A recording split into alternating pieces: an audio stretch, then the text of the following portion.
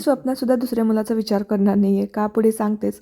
पण त्याआधी ना आज आम्ही दाल खिचडीचाच प्लॅन केला होता बिकॉज नरेंद्र नव्हते. ते गेले होते फ्रेंड्ससोबत बाहेर. ब्लिंकिटवरून काही गोष्टी मागवल्या होत्या. डाळ वगैरे संपली होती आणि यावेळेस मी अनपॉलिश डाळ मागवली होती. मी जर एखाद्या चांगल्या लिप बामच्या शोधात असाल तर हा तुम्ही बाय करू शकताय. प्रमोशनल व्हिडिओ नाही आहे.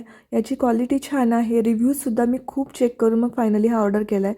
क्वालिटी सुपर्ब आहे. याच्याने टिंटेड आहे मेन म्हणजे. कॉलेजसाठी घरातून बाहेर पडण्याआधी ना मी अजिबात राईस खात नव्हते. मला वाटतं महिन्यातून 1-2 वेळा खायचे. पण जसं तिथून बाहेर पडले, बाहेरचं खाणं वगैरे व्यवस्थित होत नव्हतं. मग तेव्हापासून मी शिकले भात खायला आणि आता दाल खिचडी माझा खूप फेवरेट पदार्थ झालेला आहे. इथे कुकरला तांदूळ आणि डाळ एकत्र लावून घेतली आणि बाकीची तयारी करून घेतली. आज कॉफी प्यावीशी वाटली खूप दिवसानंतर म्हणून तीही बनवायला घेतली. राशनदीनीला काहीतरी हवं होतं म्हणून ते द्यायला गेले आणि इतक्यात चुकून चहा पावडर टाकणार होते मी दुधामध्ये.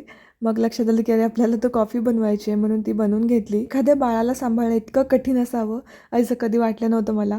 आधी वाटायचं की राशनंदिनी छोटी आहे, चला मोठी झाली की मला काही टेन्शन नाही. पण आता ती इतकी दमवते. माझ्या हातात आता इथे कॉफी आहे तर तिला ती घ्यायची होती म्हणून ती माझ्या मागे लागली होती. तिला दात घासायला इतकं आवडतं. ते ब्रश, कोलगेट इतके जास्त आवडतात ना, ती मला अजिबातच बसू देत नाही. आज दुपारसुद्धा तिने खूप गोंधळ घातला होता आणि त्यात रात्रीसुद्धा तिने मला अजिबात झोपू दिलं नाही. ती माझ्या मागेच लागली होती की मला ब्रश आणि कोलगेट हवं आहे म्हणून तिचं हे चालू होतं. That's it for today guys.